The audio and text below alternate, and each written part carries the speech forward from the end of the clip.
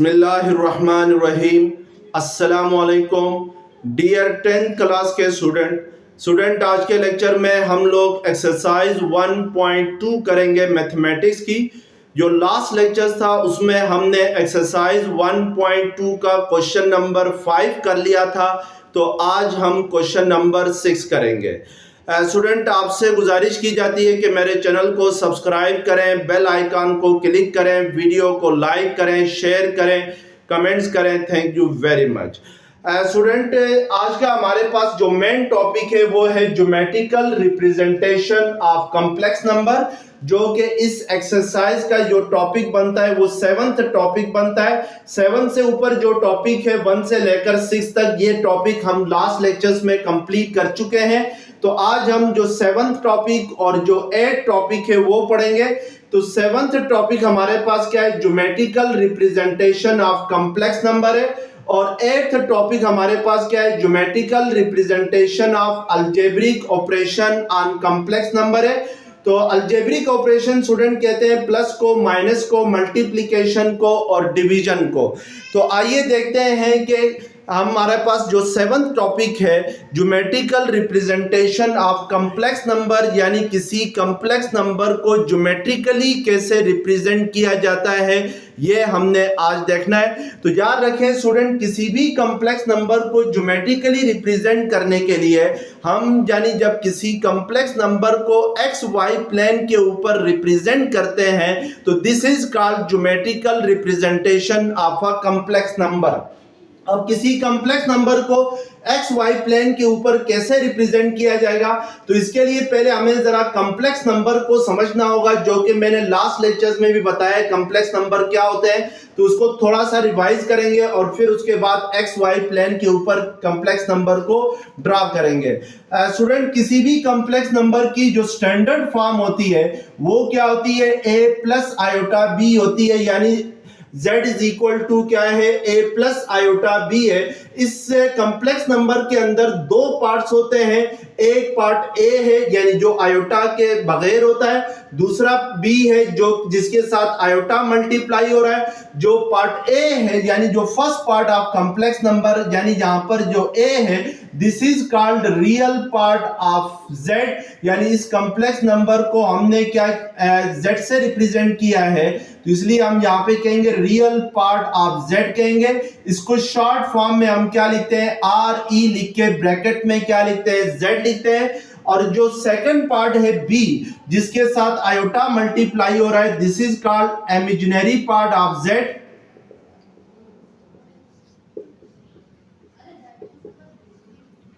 और इसको हम शॉर्ट फॉर्म में क्या लिखते हैं, आई एम लिख के ब्रैकेट में z लिखते हैं, और इसको पढ़ते क्या है, इमेजिनरी पार्ट ऑफ z पढ़ते हैं।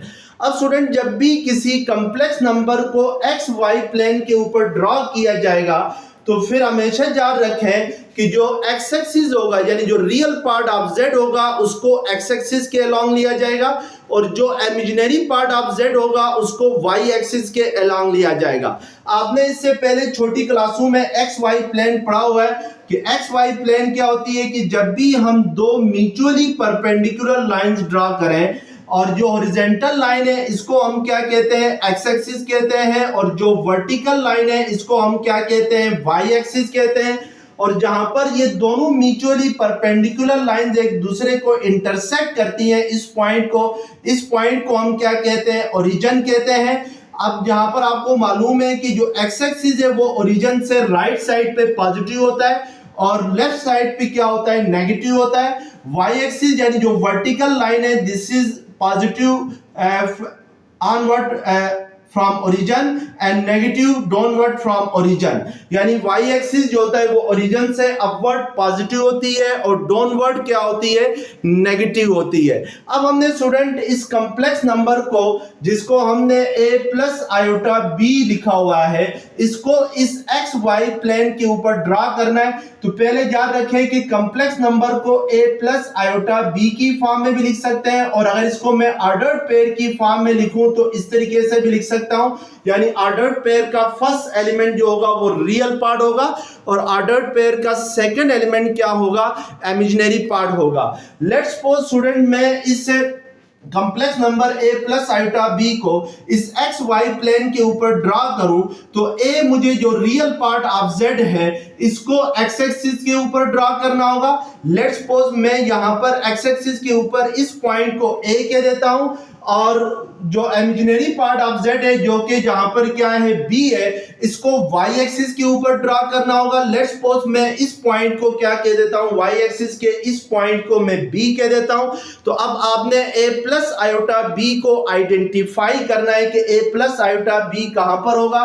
तो उसके लिए आपने क्या करना है कि ओरिजिन से आपने एक्स एक्सिस के अलोंग a यूनिट डिस्टेंस चलना है, यानी a पे पहुंचना है। a पे पहुंचने के बाद आपने y एक्सिस के अलोंग b यूनिट डिस्टेंस चलना है, यानी b के सामने जाके आपने बिल्कुल b के सामने जाके रुक जाना है। तो ये जो पॉइंट होगा यहां जो कि x एक्सिस के किस नंबर के सामने है, a के सामने है, और y एक्सिस के किस नंबर के सामने है, b के सामने है। This point shows the complex number a plus iota b, या इसको हम इस तरीके से ऑर्डर्ड पेयर की फॉर्म में लिखेंगे तो a एंड b होगा, यानी जो ऑर्डर्ड पेयर का फर्स्ट एलिमेंट होगा that is called real part, और जो सेकंड एलिमेंट होगा that is called imaginary part. तो रियल पार्ट हमेशा एक्स एक्सिस के अलोंग होगा और जो इमेजिनरी पार्ट b है वो हमेशा y एक्सिस के अलोंग होगा। तो इस तरीके से हम किसी कॉम्प्लेक्स नंबर को एक्स वाई प्लेन के ऊपर क्या करते हैं, ड्रॉ करते हैं। तो इसको हम ये जो प्लेन है एक्स एक्सिस और वाई एक्सिस मिलकर जो प्लेन बना रही है इसको हम क्या कहते हैं, आमतौर पे हम इसको एक्स वाई प्लेन कहते हैं। लेकिन जब किसी कॉम्प्लेक्स नंबर को इस एक्स वाई प्लेन के ऊपर हम रिप्रेजेंट करते हैं तो फिर ये प्लेन क्या कहलाएगी, ये एक्स वाई प्लेन कहलाएगी, जेड प्लेन कहलाएगी, या इसको हम क्या कहेंगे, कॉम्प्लेक्स प्लेन कहेंगे। जब कॉम्प्लेक्स नंबर को एक्स वाई प्लेन के ऊपर ड्रॉ करेंगे तो फिर इस प्लेन को क्या कहते हैं, जेड प्लेन कहते हैं, या जी प्लेन कहते हैं, या इसको क्या कहते हैं, कॉम्प्लेक्स प्लेन कहते हैं, या इसको हम कहते हैं आर्गान्ड प्लेन कहते हैं। तो ये तीनों नाम इसको दिए जाते हैं। ये ऑब्जेक्टिव में भी आता है स्टूडेंट के, आप x if a complex number is represented on xy plane then the xy plane is called dash plane। तो उसमें आपके पास ऑप्शन में z प्लेन भी आ सकता है, कॉम्प्लेक्स प्लेन भी आ सकता है और आर्गान प्लेन भी आ सकता है। तो इस तरीके से हम किसी कॉम्प्लेक्स नंबर को एक्स वाई प्लेन के ऊपर क्या करते हैं, रिप्रेजेंट करते हैं। अब स्टूडेंट ये बात याद रखें कि जब भी हम लोग किसी कॉम्प्लेक्स नंबर को एक्स वाई प्लेन के ऊपर ड्रॉ करते हैं तो फिर उसको एक पॉइंट से रिप्रेजेंट करते हैं। जैसे यहां पर ये जो कॉम्प्लेक्स नंबर था a प्लस आयोटा b, इसको जब हमने इस प्लेन के ऊपर एक्स वाई यानी जिसको आप z प्लेन कहेंगे इसके ऊपर ड्रॉ किया तो फिर ये जो पॉइंट है ये किसको रिप्रेजेंट करता है, ये इस कॉम्प्लेक्स नंबर यानी z is equal to a plus iota b के से को रिप्रेजेंट करता है। इट मींस के whenever a complex number is represented on z plane or complex plane or argon plane then a point will represent that complex number, यानी एक point जो है वो किसी भी कॉम्प्लेक्स नंबर को रिप्रेजेंट करेगा ऑन जी प्लेन के ऊपर। तो अब आइए देखते हैं इससे जो रिलेटेड एक्सरसाइज में क्वेश्चन नंबर 6 है उसको। अब आपके सामने मैंने यहाँ पर क्वेश्चन नंबर 6 लिखा हुआ है एक्सरसाइज 1.2 का। तो क्वेश्चन नंबर 6 क्या है, represent the number on complex plane. आपके पास क्वेश्चन नंबर 6 के अंदर कुछ कॉम्प्लेक्स नंबर गिवन है। पार्ट ए में 1 -3 आयोटा है, पार्ट बी में 2 + 4 आयोटा है, पार्ट सी में -3 + 2 आयोटा है, पार्ट डी में 2 - 3 आयोटा है, पार्ट ई में 2 आयोटा है, पार्ट एफ में -3 आयोटा है, पार्ट जी में 2 है। आपने इन कॉम्प्लेक्स नंबर्स को एक्स वाई प्लेन के ऊपर क्या करना है, रिप्रेजेंट करना है। तो सबसे पहले हम एक्स वाई प्लेन ड्रॉ करते हैं, यानी सॉरी कॉम्प्लेक्स प्लेन ड्रॉ करते हैं। तो उसके लिए आपने एक वर्टिकल लाइन और एक हॉरिजॉन्टल लाइन ड्रॉ करनी होगी। जो हॉरिजॉन्टल लाइन है this is called X axis और जो वर्टिकल लाइन है this is called Y axis. अब स्टूडेंट याद रखें कि जहां पर ये दोनों लाइंस एक दूसरे को इंटरसेक्ट करती हैं this is called origin of X Y plane.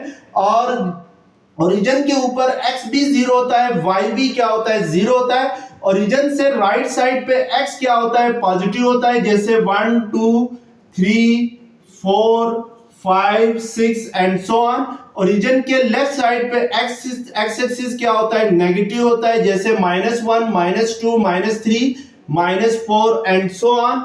Origin से अपवर्ड y एक्सिस क्या होता है, पॉजिटिव होता है, जैसे 1 2 3 4 एंड सो ऑन। ओरिजिन से डाउनवर्ड y एक्सिस क्या होता है, नेगेटिव होता है, जैसे -1 -2 -3 -4 -5 एंड सो ऑन। तो this is called complex plane. अब स्टूडेंट हमारे पास जो फर्स्ट कॉम्प्लेक्स नंबर है पार्ट ए में, वो है -1 -3 आयोटा है।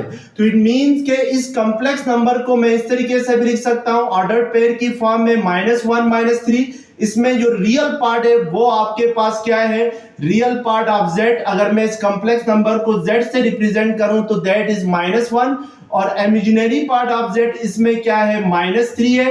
तो अब हम जब भी किसी कॉम्प्लेक्स नंबर को एक्स वाई प्लेन के ऊपर ड्रॉ करते हैं तो रियल पार्ट को हम एक्स एक्सिस के अलॉन्ग लेते हैं और इमेजिनरी पार्ट को वाई एक्सिस के अलॉन्ग लेते हैं। तो हम सबसे पहले चेक करेंगे कि रियल पार्ट हमारे पास क्या है, -1 है।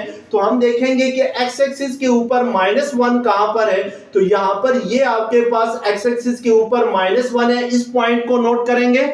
और y एक्सिस के ऊपर -3 कहां पर है, यानी जो इमेजिनरी पार्ट है वो इस कॉम्प्लेक्स नंबर का क्या है, वो -3 है, तो -3 यहां पर है।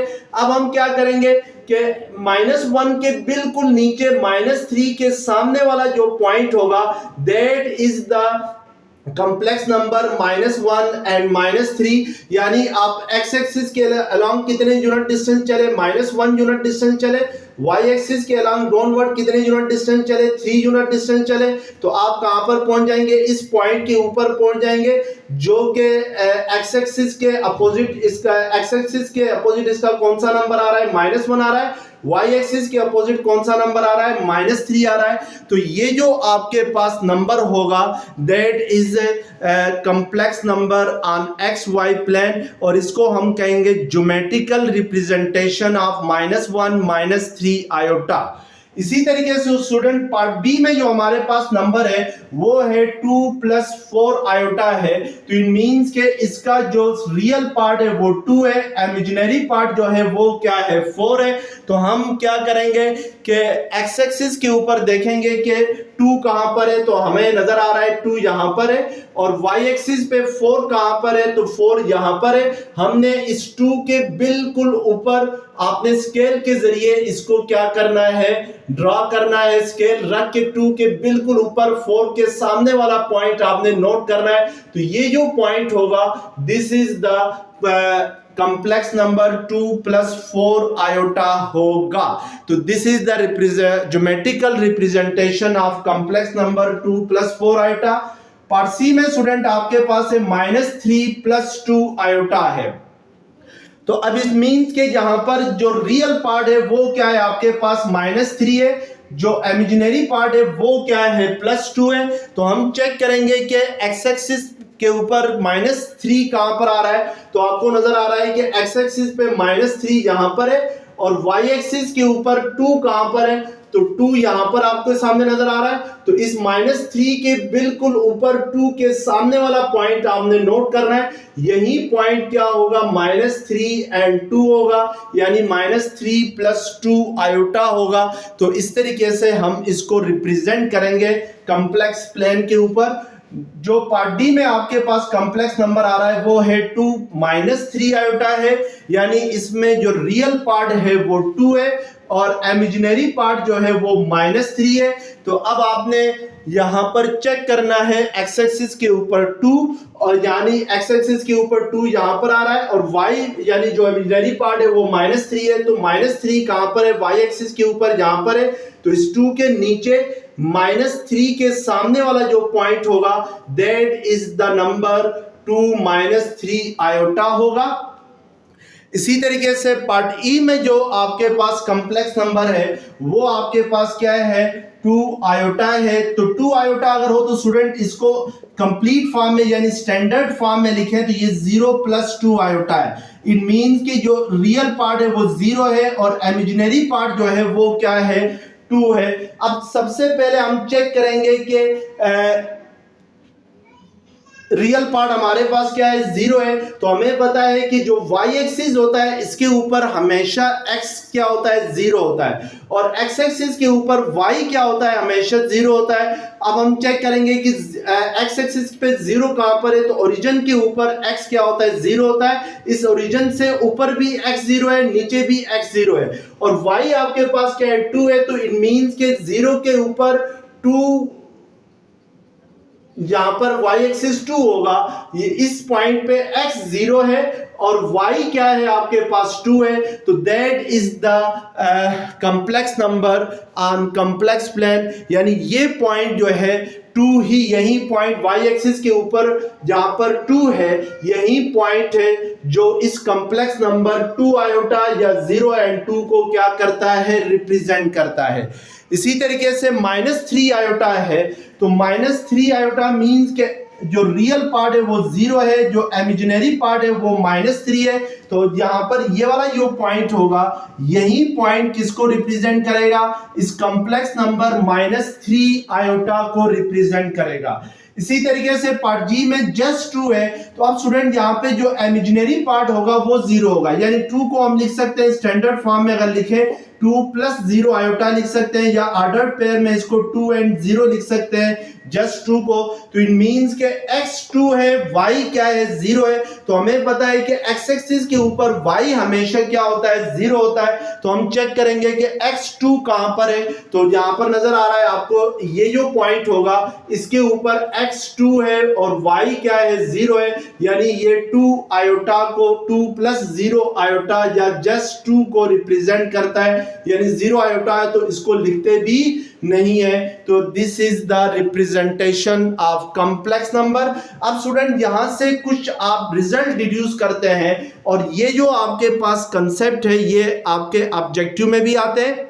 अब सबसे पहले याद रखें कि अगर किसी कॉम्प्लेक्स नंबर में इमेजिनरी पार्ट भी पॉजिटिव हो और रियल पार्ट भी पॉजिटिव हो, यानी a और b दोनों पार्ट पॉजिटिव हो, तो फिर वो जो कॉम्प्लेक्स नंबर है वो लाई करेगा फर्स्ट क्वाड्रेंट के अंदर। यानी ये आपके पास एक्स वाई प्लेन में टोटल 4 क्वाड्रेंट होते हैं। This is called first quadrant, this is called second quadrant, this is called third quadrant, और ये जो होगा ये कौन सा क्वाड्रेंट होगा, फोर्थ क्वाड्रेंट होगा। अब आपने यहां से कुछ रिजल्ट देखने, यानी अगर आपके पास इस तरह की सिचुएशन है कि a + आयोटा b है, इट मींस के इमेजिनरी पार्ट भी पॉजिटिव है और रियल पार्ट भी पॉजिटिव है। जैसे आपके पास ये पार्ट बी में था 2 + 4 आयोटा था, यानी रियल पार्ट भी पॉजिटिव है, इमेजिनरी पार्ट भी पॉजिटिव है। तो फिर कॉम्प्लेक्स नंबर किस क्वाड्रेंट में लाई करेगा, फर्स्ट क्वाड्रेंट के अंदर लाई करेगा, यानी ये फर्स्ट क्वाड्रेंट में लाई करेगा when real and imaginary part both are positive. अब स्टूडेंट सेकंड है कि अगर आपके पास let's suppose real part negative है और इमेजिनरी पार्ट पॉजिटिव है, यानी -a + b है, तो फिर ये जो कॉम्प्लेक्स नंबर है ये सेकंड क्वाड्रेंट के अंदर लाई करेगा। यानी ये आपके पास ऑब्जेक्टिव आता है कि the complex number -a and b या -a + iota b will lie in dash quadrant. तो वो आपने क्या चूज करना है, सेकंड क्वाड्रेंट। जैसे आपके पास एग्जांपल सी है, -3 + 2 आयोटा है, यानी जो रियल पार्ट है that is negative and imaginary part is positive, और ये कहां पे लाई कर रहा है, सेकंड क्वाड्रेंट में लाई कर रहा है। तो इट मींस कि अगर किसी कॉम्प्लेक्स नंबर का रियल पार्ट नेगेटिव हो और इमेजिनरी पार्ट पॉजिटिव हो, तो वो कॉम्प्लेक्स नंबर जी प्लेन के ऊपर या कॉम्प्लेक्स प्लेन के ऊपर कहां पे लाई करेगा, सेकंड क्वाड्रेंट में लाई करेगा।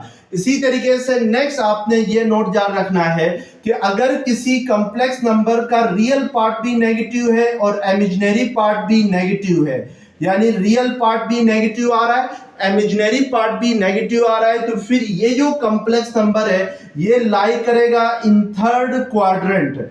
यानी किस क्वाड्रेंट में? थर्ड क्वाड्रेंट में। जैसे आपके पास ये कॉम्प्लेक्स नंबर है, फर्स्ट पार्ट ए में जो कॉम्प्लेक्स नंबर है इसमें देखिए रियल पार्ट क्या है? -1 है और इमेजिनरी पार्ट क्या है? -3 है। यानी रियल पार्ट भी नेगेटिव है और इमेजिनरी पार्ट भी नेगेटिव है। तो इट मींस कि ये कहां पे लाई कर रहा है? ये लाई कर रहा है थर्ड क्वाड्रेंट के अंदर। तो इट मींस कि जब आपके पास किसी नंबर का, किसी कॉम्प्लेक्स नंबर के दोनों पार्ट्स नेगेटिव हो तो फिर वो कॉम्प्लेक्स नंबर किधर लाई करेगा? थर्ड क्वाड्रेंट में लाई करेगा। अब नेक्स्ट केस आ जाता है, अगर किसी कॉम्प्लेक्स नंबर में रियल पार्ट पॉजिटिव हो और इमेजिनरी पार्ट नेगेटिव है, यानी a एंड -b है, तो फिर ये लाई करता है in fourth quadrant of complex plane. यानी जो कॉम्प्लेक्स प्लेन है उसके फोर्थ क्वाड्रेंट में लाई करता है। जैसे आपके पास जहां पर पार्ट डी में जो है 2 -3 आयोटा है, इसमें रियल पार्ट 2 है और इमेजिनरी पार्ट -3 है। यानी रियल पार्ट पॉजिटिव है, इमेजिनरी पार्ट आपके पास क्या है? नेगेटिव है। तो ये आपके पास किधर लाई कर रहा है? यहाँ पर फिगर में आपको नजर भी आ रहा है कि ये लाई कर रहा है कहां पर? फोर्थ क्वाड्रेंट के अंदर लाई कर रहा है। तो इट मींस कि अगर किसी कॉम्प्लेक्स नंबर का रियल पार्ट पॉजिटिव हो और इमेजिनरी पार्ट नेगेटिव हो तो फिर वो कॉम्प्लेक्स नंबर किस क्वाड्रेंट में आएगा? वो फोर्थ क्वाड्रेंट में आ जाएगा। यानी उसकी रिप्रेजेंटेशन फोर्थ क्वाड्रेंट के अंदर होगी। अब स्टूडेंट नेक्स्ट केस है फिफ्थ केस। अगर किसी कॉम्प्लेक्स नंबर का रियल पार्ट कोई ना कुछ है, यानी पॉजिटिव है या नेगेटिव है, लेकिन इमेजिनरी पार्ट क्या है? 0 है। यानी आपके पास अगर किसी कॉम्प्लेक्स नंबर का इमेजिनरी पार्ट अगर 0 हो तो फिर वो किधर लाई करता है? जैसे आपके पास जो लास्ट है जी एग्जांपल है, एग्जांपल जी में जी किसके इक्वल है? 2 है। यानी 2 + 0 आयोटा है, तो इसमें रियल पार्ट 2 है, इमेजिनरी पार्ट क्या है? 0 है। तो इट मींस कि ये कहां पर लाई कर रहा है? आपको फिगर में नजर आ रहा है कि ये लाई कर रहा है एक्स एक्सिस के ऊपर। यानी हमें अब यहां से ये बात मालूम होती है कि अगर किसी कॉम्प्लेक्स नंबर का इमेजिनरी पार्ट 0 हो तो फिर वो कॉम्प्लेक्स नंबर कहां पे लाई करता है? एक्स एक्सिस के ऊपर होता है। यहां पर इमेजिनरी रियल पार्ट बेशक नेगेटिव हो या पॉजिटिव हो, इससे कोई फर्क नहीं पड़ता है। यानी अगर इमेजिनरी पार्ट 0 है तो वो एक्स एक्सिस के ऊपर लाई करेगा। इसी तरीके से अगर किसी कॉम्प्लेक्स नंबर में रियल पार्ट 0 है लेकिन इमेजिनरी पार्ट कुछ ना कुछ है, यानी लेट्स सपोज यहाँ पे रियल पार्ट 0 है, इमेजिनरी पार्ट b है। जैसे फॉर एग्जांपल आपके पास एग्जांपल e है जिसमें इमेजिनरी पार्ट 2 है और रियल पार्ट क्या है? 0 है। तो ये कहां पे लाई कर रहा था? ये लाई कर रहा था आपके पास y एक्सिस के ऊपर। यानी ये वाला पॉइंट जो है ये किसको रिप्रेजेंट करता है?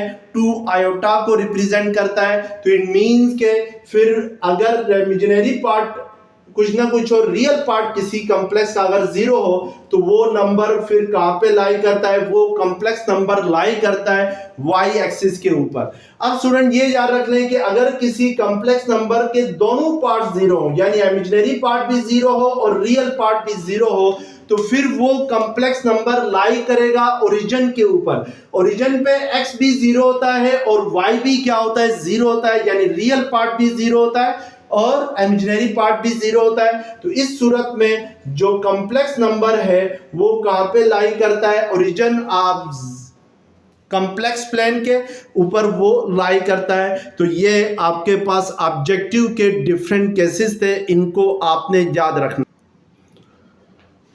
अब क्वेश्चन नंबर 7 है separate into real and imaginary part. नीचे कुछ आपके पास कॉम्प्लेक्स नंबर गिवन है, आपने उन कॉम्प्लेक्स नंबर के रियल पार्ट और इमेजिनरी पार्ट को सेपरेट करना है। पार्ट ए में आपके पास है √2 - √3 आयोटा होल स्क्वायर है। स्टूडेंट जब भी आप किसी कॉम्प्लेक्स नंबर को रियल एंड इमेजिनरी पार्ट में सेपरेट करते हैं तो सबसे पहले आपने उस कॉम्प्लेक्स नंबर को स्टैंडर्ड फॉर्म में लिखना है। और कॉम्प्लेक्स नंबर की जो स्टैंडर्ड फॉर्म है वो है a + आयोटा b है। तो हम इसको पहले सिंप्लीफाई करके इसको स्टैंडर्ड फॉर्म में लिखेंगे और इसके बाद इसके रियल और इमेजिनरी पार्ट को सेपरेट करेंगे तो यहाँ पर √2 माइनस √3 आयोटा होल स्क्वायर है, तो आपने फार्मूला यूज करना है इसको एक्सपेंड करने के लिए a minus B whole square का, जो कि किसके इक्वल होता है a square minus 2ab plus B square के इक्वल होता है। तो a आपके पास √2 है, जहां पर b आपके पास √3 आयोटा है। तो इसको मैं अगर इस फार्मूले के जरिए एक्सपेंड करूं तो ये √2 का स्क्वायर माइनस 2 इंटू a आपके पास √2 है, b आपके पास √3 आयोटा है, प्लस बी स्क्वायर की जगह क्या लिखेंगे √3 आयोटा का स्क्वायर लिखेंगे। अब इसको सिंप्लीफाई करेंगे तो स्क्वायर और स्क्वायर रूट कैंसल, ये 2 इंटू √2 इंटू √3 करेंगे तो ये √2 इंटू √3 क्या हो जाएगा √6 आयोटा होगा, और यहाँ पे भी स्क्वायर स्क्वायर रूट कैंसल 3 आएगा, और आयोटा का स्क्वायर क्या होता है आयोटा स्क्वायर होता है। अब स्टूडेंट हमें मालूम है कि आयोटा स्क्वायर किसके इक्वल होता है -1 के इक्वल होता है, या आयोटा किसके इक्वल होता है √-1 के इक्वल होता है। तो हम इसकी वैल्यू यहां पर पुट करेंगे, ये +3 आयोटा स्क्वायर है तो इसकी जगह क्या लिखेंगे -1। तो अब नेक्स्ट स्टेप के अंदर आपने -1 को मल्टीप्लाई करना है +3 के साथ, तो ये -3 होगा। अब रियल पार्ट आपस में सब्ट्रैक्ट होंगे तो 2 और -3 रियल पार्ट है, इनको आपस में सब्ट्रैक्ट करेंगे, और इमेजिनरी पार्ट जो है वो 2 √6 आयोटा एज इट इज आएगा। तो दैट इज 2 - 3 क्या होता है -1 होता है, तो -1 - 2 √6 आयोटा आएगा। अब इसका जो रियल पार्ट है, लेट्स सपोज अगर इस कॉम्प्लेक्स नंबर को मैं z के साथ रिप्रेजेंट करूं तो रियल पार्ट ऑफ z आपके पास क्या आ गया -1 आ गया, और इमेजिनरी पार्ट ऑफ z क्या आ गया इमेजिनरी पार्ट ऑफ z आ गया -2 इंटू √6 आ गया। तो that is the real and imaginary parts of the given complex number. तो इस तरीके से हम इसको क्या करेंगे सिंप्लीफाई करके रियल और इमेजिनरी पार्ट्स को सेपरेट करेंगे। इसी तरीके से इसका पार्ट ई है सी है 2 + 3 iota whole square divided by 1 - 3 iota है। तो स्टूडेंट पहले हमने इसको a + आयोटा b की फॉर्म में लिखना है। तो नोमिनेटर में हमें नजर आ रहा है 2 + 3 आयोटा होल स्क्वायर है, तो इट मींस कि इसको एक्सपेंड करने के लिए हम फार्मूला यूज करेंगे a + b होल स्क्वायर का। तो ये 2 स्क्वायर + 2ab होता है, तो 2 इंटू a आपके पास 2ab 3 आयोटा है, प्लस 3 आयोटा का स्क्वायर होगा। डिनोमिनेटर को फिलहाल हम एज इट इज रहने देंगे, तो ये 1 - 3 आयोटा एज इट इज आएगा। अब 2 का स्क्वायर क्या होता है 4, ये 2 2 4 4 3 12 आयोटा, और 3 आयोटा होल स्क्वायर करेंगे 3 का स्क्वायर 9 आयोटा स्क्वायर आएगा। इस आयोटा स्क्वायर की जगह इसकी वैल्यू पुट करेंगे -1, तो उसकी वजह से ये प्लस माइनस हो जाएगा, तो ये 1 - 3 आयोटा डिनोमिनेटर में एज इट इज आएगा। अब 4 - 9 क्या होता है -5 होता है, तो -5 + 12 आयोटा डिवाइडेड बाय 1 - 3 आयोटा आएगा। अब स्टूडेंट हमने डिनोमिनेटर को रियलाइज करना है, यानी रियल नंबर में कन्वर्ट करना है। तो डिनोमिनेटर को रियलाइज करने के लिए हम क्या करते हैं कि जो डिनोमिनेटर में कॉम्प्लेक्स नंबर है उसके कॉन्जुगेट के साथ मल्टीप्लाई और डिवाइड करते हैं। तो 1 - 3 आयोटा का कॉन्जुगेट क्या होता है 1 + 3 आयोटा होता है, तो हम इसको 1 + 3 आयोटा से मल्टीप्लाई और डिवाइड करेंगे। अब इसको मल्टीप्लाई करें नोमिनेटर को आपस में, तो ये -5 इंटू 1 -5 होगा, -5 इंटू +3 आयोटा करते हैं तो 5 3 15 आयोटा होगा। अब +12 आयोटा के साथ मल्टीप्लाई करते हैं तो 1 के साथ मल्टीप्लाई होकर +12 आयोटा आएगा, और 12 आयोटा को 3 आयोटा के साथ मल्टीप्लाई करें तो 12 3 36 होता है, और iota into iota iota square होता है। डिनोमिनेटर में आपके पास फार्मूला लगेगा a + b into a - b का, जो कि किसके इक्वल होता है a स्क्वायर - b स्क्वायर के इक्वल होता है। तो ये 1 square - 3 square into iota square होगा। तो that is the simplified form. अब स्टूडेंट मजीद इसको हम सिंप्लीफाई करेंगे, तो मजीद सिंप्लीफाई करने से -5 एज इट इज आ जाएगा, -15 + 12 करते हैं तो -3 आयोटा आता है, +36 आयोटा स्क्वायर है, तो आयोटा स्क्वायर की जगह -1 पुट करें तो उस -1 को अगर 36 के साथ मल्टीप्लाई करें तो ये -36 होगा। डिनोमिनेटर में 1 का स्क्वायर 1 होता है, 3 का स्क्वायर 9 होता है, आयोटा स्क्वायर क्या होता है -1 होता है, ये माइनस माइनस क्या हो जाएगा प्लस होगा, तो ये 1 + 9 आएगा। मजीद सिंप्लीफाई करेंगे तो -5 -36 करते हैं तो ये 6 + 5 11 -41 होगा, तो -3 आयोटा एज इट इज आएगा डिवाइडेड बाय 10, तो हम इसको -41 divided by 10 -3 divided by 10 iota लिख सकते हैं। तो अब आपको नजर आ रहा है कि ये a प्लस आयोटा b की फॉर्म में आ गया है, तो यानी आपके पास रियल पार्ट क्या आ गया, इसको अगर हम z कंसीडर करें इस कॉम्प्लेक्स नंबर को, तो रियल पार्ट ऑफ z यानी वो a जो है वो आपके पास -41/10 आ गया, और इमेजिनरी पार्ट ऑफ z आपके पास जहां पे क्या आ गया -3/10 आ गया। तो this is the imaginary and real part of the given complex number.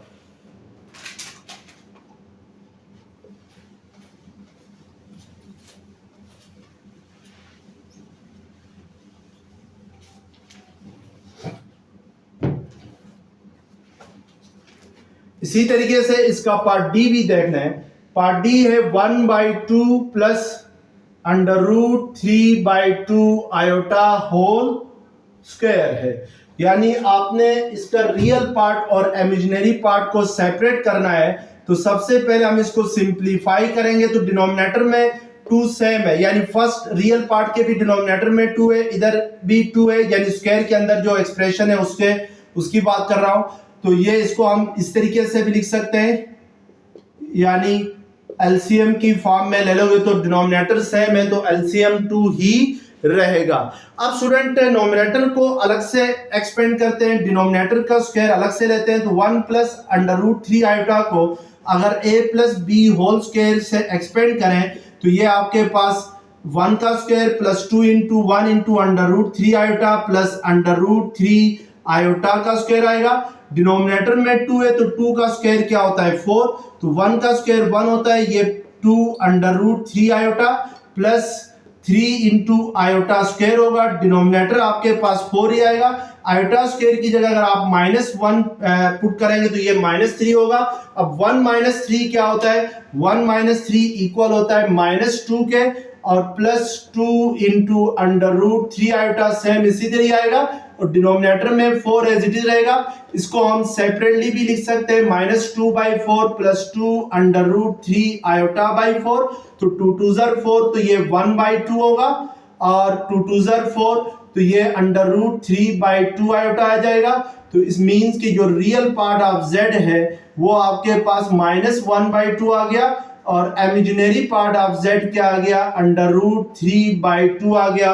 तो that are the real and imaginary parts of the complex number, यानी ये आपके पास इस कॉम्प्लेक्स नंबर के रियल और इमेजिनरी पार्ट्स होंगे। अब इसका पार्ट ई चेक कर ले।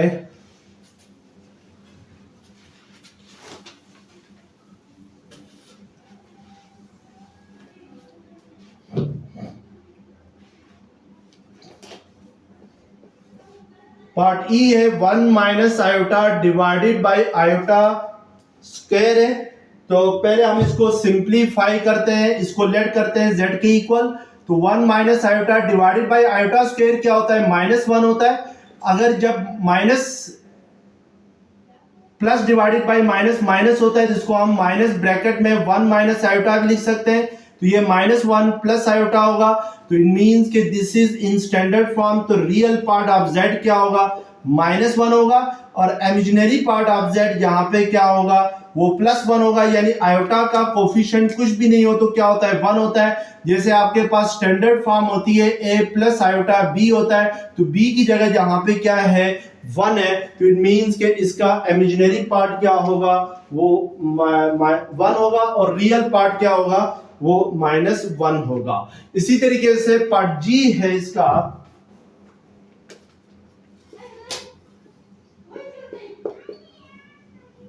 let z is equal to 1 plus iota whole square divided by 1 minus 2 iota whole square है।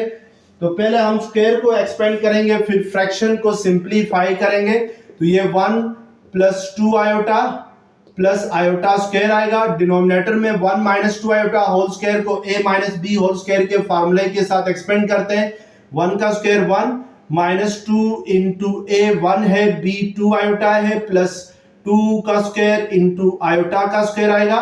तो ये 1 प्लस 2 आयोटा, आयोटा स्क्वायर क्या होता है माइनस 1 होता है। तो ये 1 माइनस 4 आयोटा प्लस 2 का स्क्वायर 4 होता है, आयोटा स्क्वायर माइनस 1 होता है। तो ये 1 माइनस 4 होगा, 1 और minus 1 cancel, 2 iota divided by 1 minus 4 क्या होता है माइनस 3 होता है। तो माइनस 3 माइनस 4 आयोटा होगा। अब आपने डिनोमिनेटर को रियलाइज करना है, यानी रियल नंबर में कन्वर्ट करना है। तो उसके लिए हम क्या करते हैं कि इसके कंजुगेट के साथ हम मल्टीप्लाई और डिवाइड करते हैं। तो माइनस 3 माइनस 4 आयोटा का कंजुगेट होगा माइनस 3 प्लस 4 आयोटा होगा। तो इसको डिवाइड और मल्टीप्लाई करेंगे। अब 2 आयोटा को माइनस 3 प्लस 4 आयोटा के साथ मल्टीप्लाई करते हैं। तो 2 3 6 minus 6 iota plus 2 4 8 iota square होगा। डिनोमिनेटर में माइनस 3 का square minus 4 square iota square होगा। तो minus 6 iota plus 8 into iota square क्या होता है माइनस 1। ये माइनस 3 का स्क्वायर 9, 4 का स्क्वायर 16, आयोटा स्क्वायर क्या होगा माइनस 1, उसकी वजह से ये प्लस हो जाएगा। तो ये minus 6 iota minus 8 divided by 9 plus 16 क्या होता है 25। माइनस 6 माइनस 8 को आप माइनस 8 माइनस 6 आयोटा भी लिख सकते हैं। अब इसको आप minus 8 by 25 minus 6 by 25 iota लिख सकते हैं। तो रियल पार्ट ऑफ z क्या आ गया माइनस 8 बाई 25 आ गया, और इमेजिनरी पार्ट ऑफ z क्या आ गया माइनस 6 बाई 25 आ गया। तो इस तरीके से हम रियल और imaginary part of complex numbers को क्या करते हैं सेपरेट करते हैं। तो याद रखने की बात यह है कि जब भी आपसे कहा जाए कि कोई कॉम्प्लेक्स नंबर गिवन हो, इसके रियल पार्ट और इमेजिनरी पार्ट को सेपरेट करें, तो सबसे पहले आपने उस कॉम्प्लेक्स नंबर को स्टैंडर्ड फॉर्म में लिखना है। और किसी कॉम्प्लेक्स नंबर की स्टैंडर्ड फॉर्म क्या होती है, वो होती है a प्लस आयोटा b होती है। यानी उसको a प्लस आयोटा b में लाने के बाद फिर रियल पार्ट और इमेजिनरी पार्ट को सेपरेट करना है। तो स्टूडेंट जो नेक्स्ट क्वेश्चन है क्वेश्चन नंबर 8 और क्वेश्चन नंबर 9 10 11 ये हम नेक्स्ट जो लेक्चर होगा उसमें सॉल्व करेंगे। तब तक के लिए अल्लाह हाफिज़।